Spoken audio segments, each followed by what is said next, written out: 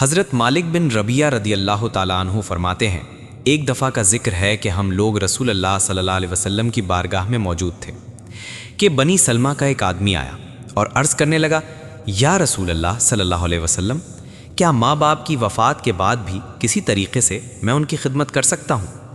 آپ صلی اللہ علیہ وسلم نے فرمایا، جی ہاں، ان کی نماز جنازہ پڑھو، ان کے لیے مغفرت کی دعا کرو، ان کے کیے ہوئے وعدوں کو پورا کرو اور ان کے رشتہ داروں کے ساتھ حسن سلوک کرو۔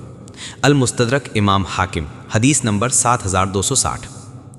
حضرت عاصم رضی اللہ تعالیٰ عنہ فرماتے ہیں کہ نبی اکرم صلی اللہ علیہ وسلم نے ارشاد فرمایا، جو چاہتا ہے کہ اللہ تعالیٰ اس کی عمر میں اضافہ کرے اور اس کے رزق میں وسعت کرے اور اس کو بری موت سے بچائے، اس کو چاہیے کہ اللہ تعالیٰ سے ڈرے اور صلہ رحمی کیا کرے۔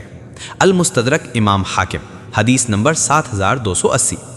حضرت جابر رضی اللہ تعالیٰ عنہ فرماتے ہیں کہ رسول اللہ صلی اللہ علیہ وسلم نے ارشاد فرمایا، تم اپنے ماں باپ کے ساتھ حسن سلوک کرو، تمہاری اولادیں تمہاری خدمت کریں گی۔ لوگوں کی عورتوں کو پاک دامن رکھو، تمہاری عورتوں کو پاک دامن رکھا جائے گا۔ اور جس شخص کے پاس کوئی شخص معذرت کرتے ہوئے آیا لیکن اس نے قبول نہ کیا، وہ میرے پاس میرے حوض پر نہیں آئے گا۔